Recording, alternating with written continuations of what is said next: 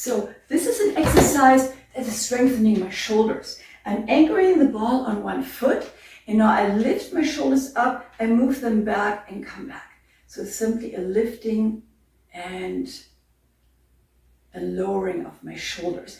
I want to make sure my shoulder blades stay close together so that my shoulders are not moving forward. They're simply moving up and down. And it helps me to strengthen my shoulders, release my neck, and keep a good posture.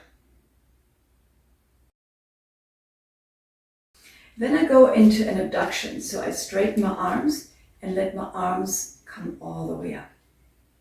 This strengthens my medial deltoid, very important muscle to stabilize the shoulder. Now I want to go into my anterior, my front deltoid. I anchor the band behind. I'm going to show it to the side. I start here and push my arm straight forward.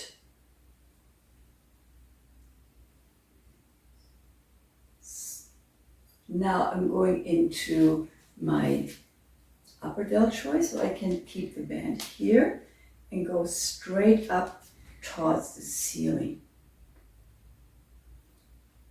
I can change the ankle to the side, and I can change the ankle to the front to go into the different deltoid muscle groups.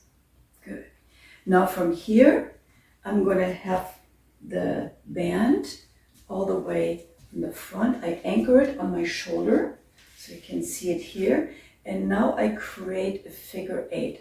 And notice with the ball, I'm able to rotate into my shoulder. So this is a rotation. Okay. Now another way is I can also do a circle. I can add a little bit more resistance by anchoring it on my hips and then pushing my arms out, and then obviously also change the direction. So we have two different ones. Now take it on your foot, and now I can also create a circle from here.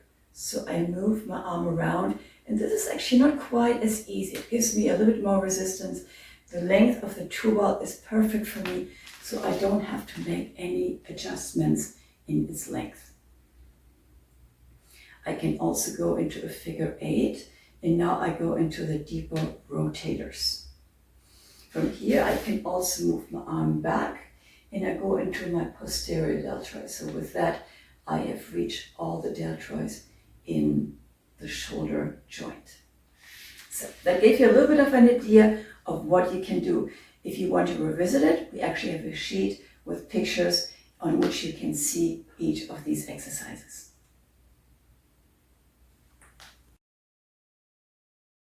So here's a sequence that you can use for strengthening your legs.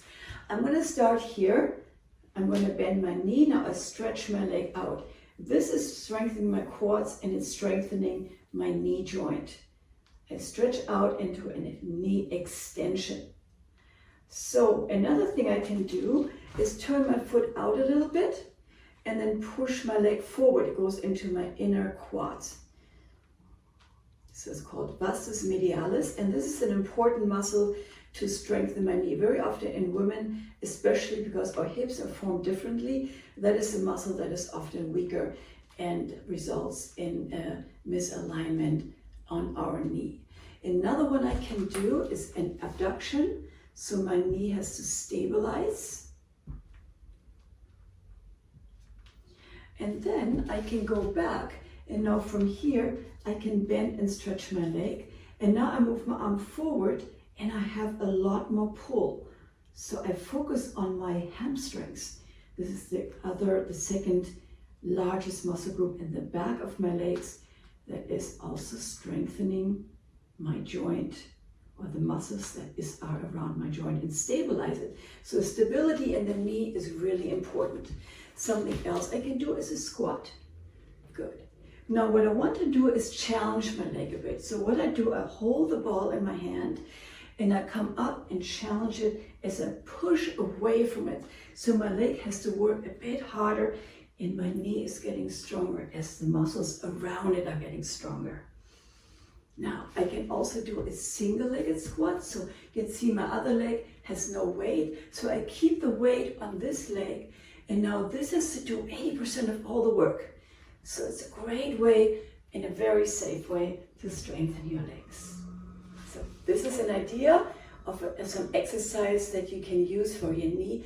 I have used it because I had a knee injury and my knee got so much stronger just with those exercises. Is using the wrist. Very often our wrists get weak and that causes a lot of issues. So this is one of the few pieces of equipment that can actually train my wrist. But not only the wrist, I can also use it to train my fingers.